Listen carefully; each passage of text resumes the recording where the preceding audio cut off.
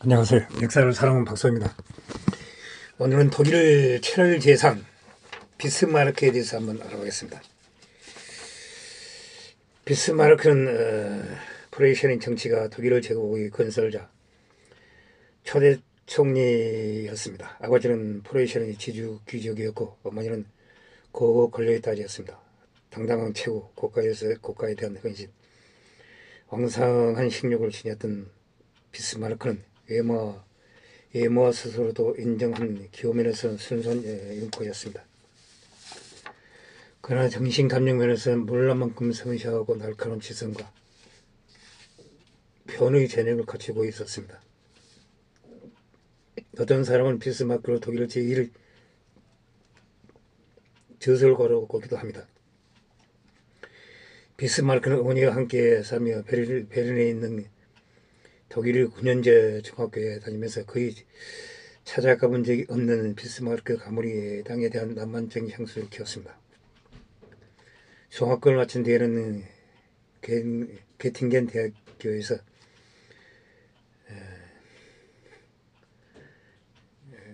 이어 베른 대학교에서 법률을 공부하였습니다. 법원생은 아니었으나 졸업시험에 합격해 공직 생활을 시작하였습니다.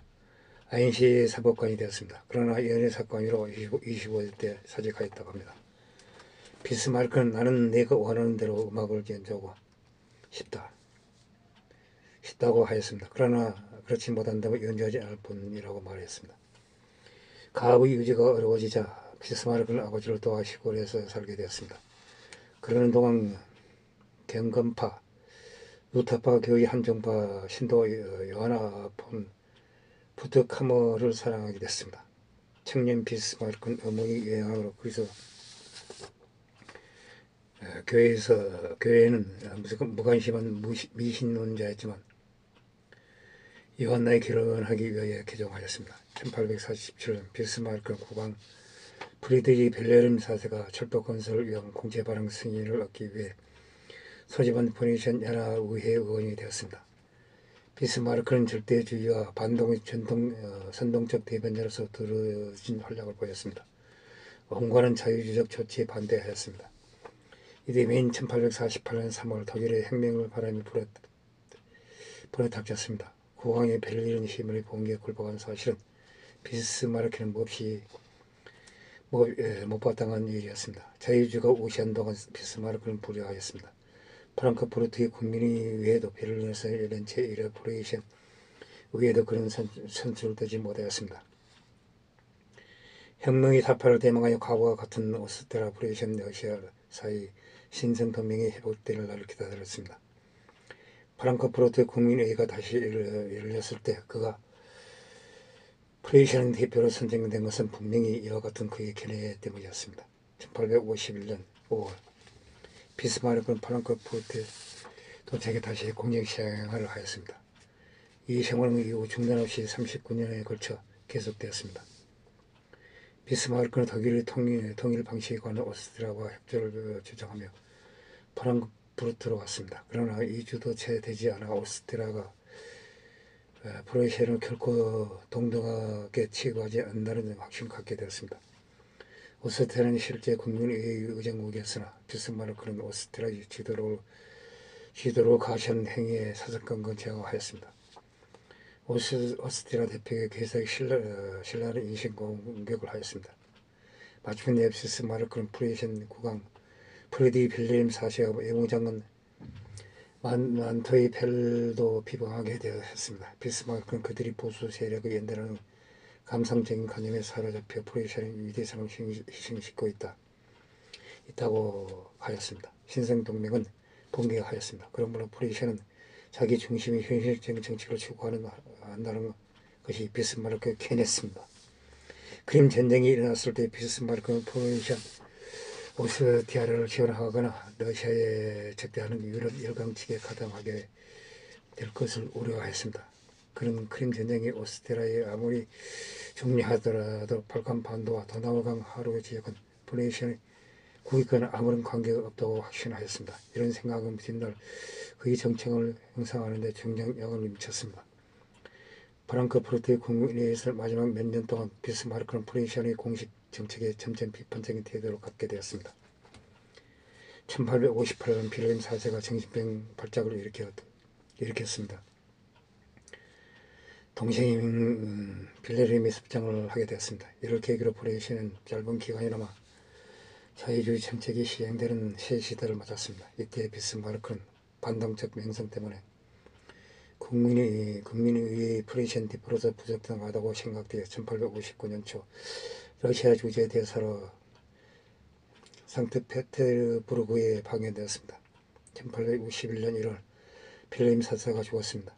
섭정 빌헬임 1세로 즉위하였습니다. 훈련받은 지휘군이었던 빌헬임 1세는 상비군 병력을 지원하고 프로이센의 모든 보수주의자가 위험하다고 생각하는 민병대를 폐지하라 하였습니다. 의회 다수파를 이루었던 자유주의자들은 군비 확장에 필요한 예산의 증액을 승인했으나 민병제도는 유지하고 또 병력 기간을 3년에서 2년을 지루하였습니다. 자유주의자들과 빌헬임 1세 사이의 갈등은 1860년 9월 군사계획을 둘러싼 의기까지 도달하였습니다. 빌헬임 1세는 문제 해결을 위해 프랑스 주재 대사로 부임한 비스마르크를 불러들여 총리로 임명하였습니다. 그러나 비스마르크와 왕의 제휴는 불안정한 것이었습니다. 빌헬임 1세는 자신이 독자적인 군사정책 의지를 원했을 뿐 비스마르크가 제창의 모험적 얘기를 받아들이려고 하지 않았습니다. 이에 대해 비스마르크는 우선 자신을 국왕에게 필요 불가한 인물로 인식한 다음 국왕이 의원하는 방향과는 정반대되는 외교의 정책으로 국왕을 끌어내려고 국내의 분쟁을 조장하였습니다. 그리고는 하원에서 오늘날의 중대한 문제는 연쇄로나 도서결로는 도저히 해결할 수 없다. 오로지 철과 벼로서만 해결할 수 있다고 철을 정책을 주장하였습니다.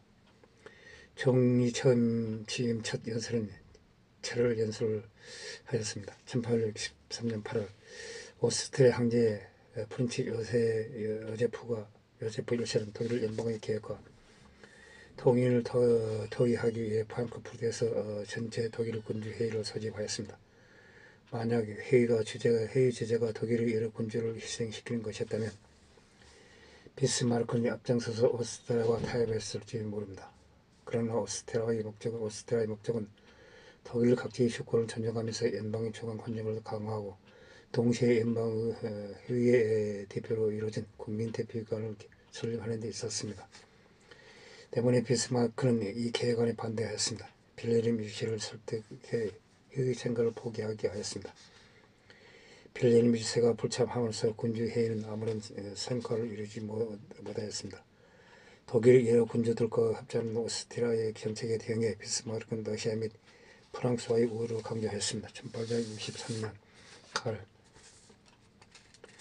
비스마르크는 방사 통상조약을 체결한 다음 이 조약을 프로이센 통제하는 독일 관세 동맹에 강요하였습니다. 이 협정에서는 오스트리아가 끼어들 여지가 전혀 없었습니다. 정치적으로는 여전히 연방제가 존속하고 있었습니다. 독일 경제적 분열은 끝났습니다. 1864년 11월 덴마크 왕 프레데리크 7세가 죽고 동시에 슬레스비히 홀스타인 문제가 재현되었습니다. 슬레스비히 홀스타인 두 공정령은 덴마크와 독일을 잇는 지역에 위치하고 있었습니다.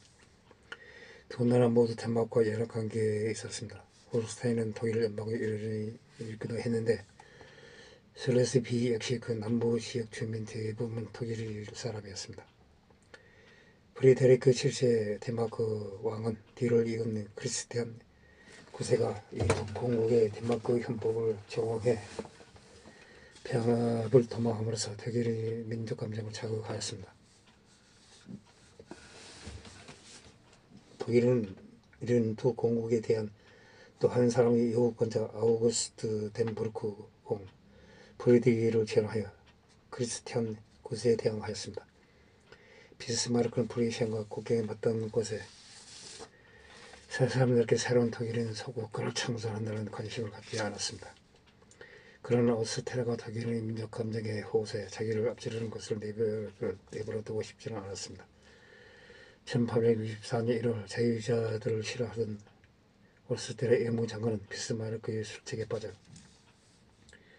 덴마크와 전쟁을 벌이기 위한 오퍼레이션 오스트리아 동맹조약에 조인하였습니다. 이 전쟁은 두 공정령의 해방이 아니라 연합 강화를 의도한 것이었습니다. 덴마크는 30시간에 패하였고 동맹군은 술레스 피히를 석권하였습니다. 8월에 덴마크는 강화 조약을 맺었고 두 공정령은 프로이센과 오스트리아의 공동 관리하려 놓이게 되었습니다. 그러나 곧바로 오스트리아는 두 공정령에 대한 아우구스텐부르크 공의 권리를 전면에 제시하였습니다. 프로이센은 오전 회의를 열어 오스트리아의 도전에 전쟁으로 대응해야 할 것인지에 대해 토의하였습니다. 결국 1865년 8월 화해가 성립되어 가스타인 협정을 체결해 술레스 비히는 프로이센이 홀스타인을 오스트리아가 각각 관리하도록 하였습니다. 비스마르크는 다시 프랑스와 동맹을 위해 10월 비리치에 있는 나폴레옹 3세를 방문하였습니다. 두 사람이 정한 합의는 비스마르크는 베네치아가 오스트리아 영임을 인정하지 않고 나폴레옹은 오스트리아를 지지 않는다는 소극적인 것이었습니다. 이에 비스마르크는 베네치아를 오스트리아로부터 방해하겠다고 이탈리아에 약속한 것은 자연스러운 기결이었습니다. 이것은 비스마르크가 1866년 4월에 이탈리아와 조인한 동맹 기본조약이었습니다. 이에 대해 이탈리아는 만약 3개월 이내에 대오스트리아 전쟁이 일어난다면 프로이센 측에 서서 참여할 것을 약속하였습니다. 이후 오스트리아가 술레스 비히 홀스타인 처리 문제를 연방의회에 제출하고 프로이센과 동맹을 포기하였습니다. 프로이센군은 홀스타인에 침입하였습니다. 연방의회 대다수는 프로이센을 비난하였으나 이에 대해 비스마르크는 독일 연방의 정원 선언으로 하자고 했습니다. 이후 프로이센은 오스트리아와 오스트리아 편을 드는 독일 여러 나라를 상대로 싸우게 되었습니다. 1866년 7월 프로이센군의 괜히 그리치 근처의 자타바에서 오스트리아군을 격파하였습니다. 국왕 빌헬 미셸은 평소에 오스트리아야말로 침략자라고 주장하였으므로 오스트리아 영의 일부 병합을 원했지만 비스마르크는 불화를 반대하는 태도를 고쳤습니다. 전쟁이 일어나기 전에 비스마르크는 마인강을 경계로 하여 독일을 프로이센군과 오스트리아군으로 나누자고 하였습니다. 니콜스부르크 평화협정 1866년 7월 26일에서는 이 방식으로 취하지 않고 오스트리아를 독일에서 완전히 배제하여 버렸습니다. 자타바 전투 당일 프로이센에게서 총선거가 있었습니다. 그 빔자유자들이 진보당은 현재의 시대하였고 마침내 당이 분열되었습니다. 다스파라는 새로이 국가조의당을 결성하였습니다. 국내 문제에서 어느 정도 양보를 얻어내는 대신 비스마르크를 지지하기로 하였습니다. 프로이센 오스트리아 전쟁 당시 오스트리아 측에 서서 참전한 나라들은 작전을 제외하고는 모두 프로이센에 병합되었습니다. 또 그 밖의 나라들은 프로이센이 제공하는 연방 독일 연방에 감행해야 하였습니다. 프로이센 왕은 연방의 우두머리와 총사령관직을 겸했고 비스마르크는 보통 선거로 선출되는 연방의회를 열었습니다. 군사 예산은 1871년 12월을 기한으로 승인되었습니다. 비스마르크는 군사비 지출을 항구적인 승인사항으로 해서 헌법에 넣으려 하였습니다. 그러나 국민자유당의 반대에 부딪혀 결국 1874년에 7년불 일괄 인력은 7년제 군사 예산 방식에 대응하였습니다. 프로이센을 명주로 한 신생 독일의 출현은 유럽 대륙에서 프랑스의 안전에 위협을 미쳤습니다. 프랑스는 그 대가를 요구하였습니다. 프랑스의 요구는 동맹조약의 체결과 라인강 면적 독일 영향을 활용했지만 비스마르크를 이를 겸해 피하였습니다.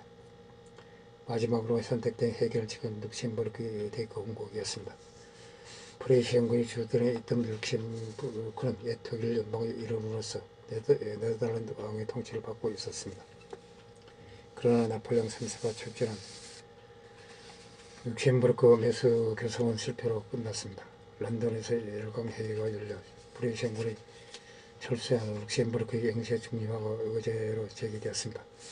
이 룩셈부르크 이기로 프랑스 프로이센 동맹이 성립할 가능성은 사라졌습니다. 이 견해에 따라 의견이 달라지긴 하나 비스마르크가 프랑스와의 전쟁을 위해 고의로 행동했다고는 생각되지 않습니다. 1800년 신년 그런 남부 독일을 여러 나라를 연방에 가입시킨다는 조건으로 프랑스가 벨기에를 획득할 수 있을 것임을 시사했을 정도였습니다. 그 뒤 비스마르크는 프로이센 왕국의 이실을 증대시킴으로써 독일을 통일을 추진하려 계략을 굳혔습니다. 1870년 그는 호헨칠레른 가문이 레오폴드 왕자를 간접적으로 설득해 비어있던 스페인 왕위 후보자로 나서게 하였습니다. 프랑스는 이에 이익을 느껴 레오폴드의 사퇴를 요구하였습니다. 레오폴드는 장초부터 이 일에 후재이지 않았던 베를린 밀세의 염려를 받고 이 법을 사퇴하였습니다. 프랑스의 요구를 거절해서 미신을 세웠던 비스마르크는 모욕당한 기분이었습니다. 그래서 비스마르크는 베를린 밀세와 프랑스 대사의 회계 내용을 전하는 이른바 엠스 정보 앞뒤 내용을 잘라 발표하였습니다. 그 모든 국민에게는 프랑스 대사가 프로이센 왕에게 무례한 짓을 범하고 프랑스 국민에게는 프랑스 대사가 모욕당한 인상을 주도록 하였습니다. 이로부터 일주일 뒤인 7월 19일 프랑스가 선전포고를 함으로써 프랑스 전쟁이 벌어졌습니다. 효과적인 군사소지가 병력의 우위는 프로이센에게 승리를 가져다 주었습니다. 프랑크푸르트의 조약 1872년으로 프로이센은 알자스 로렌 지방을 평화하였습니다. 프랑스의 55프랑의 배상금을 지불을 요구하였습니다. 남부 독일 여러 나라는 모두 대프랑스 전쟁에 참가했지만 프로이센이 주도하는 제국의 가맹은 여전히 소극적이었습니다. 그래 비스마르크는 몇 가지 정치적 양보와 더불어 그 예외의 돈을 바이에른 왕에게 주어 그들이 가맹을 실현시켰습니다. 1871년 1월 18일 베를린 밀세는 자신이 독일을 항전하고 선언을 하였습니다. 이로써 비스마르크의 수가 있는 독일 통일이 이루어졌습니다. 독일 제국이 탄생한 것입니다. 독일 국민의 영웅이 된 비스마르크는 후작 제국과 함께 제국의 총리로 임명됐습니다. 1871년, 78년에 걸쳐 그는 제국의회에서 타스파를 옹호하고 외당경의 국민자동을 통해 통일, 중앙은행의 창립, 독일 민법과 상법의 제정, 라이프치히 고등재판소의 설립 등 근본 개혁에 나섰습니다. 이렇게 해서 독자의 얽힌 중세적 유지는 10년도 되지 않아 일수로 되었다고 합니다. 이상 독일 제국을 통일제국으로 만든 체를 재상 비스마르크에 대해서 알아봤습니다. 항시 부정합니다. 양해 부탁드립니다. 감사합니다.